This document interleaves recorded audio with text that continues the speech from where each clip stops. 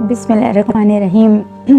मैं साइमा कामरान आपके सामने अपनी एक और गज़ल के साथ हाजिर हूँ। मेरे खलूस की इतनी कड़ी सज़ा तो न दे, मेरे खलूस की इतनी कड़ी सज़ा तो न दे, मेरे खुदा मुझे पत्थर का देवता तो न दे।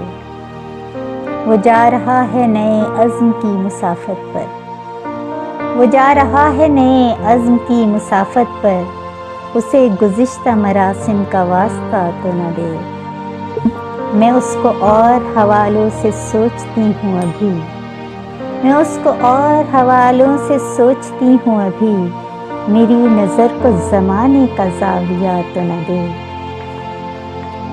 तू ज़ख्म ज़ख्म सही फिर भी अपने चेहरे की, तू ज़ख्म ज़ख्म सही फिर भी अपने चेहरे की, किसी शिकन से मुकाबिल को हौसला तो न दे।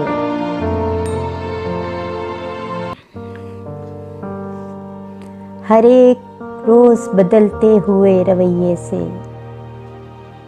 किसी गुमा को मेरे दिल में रास्ता तो न दे।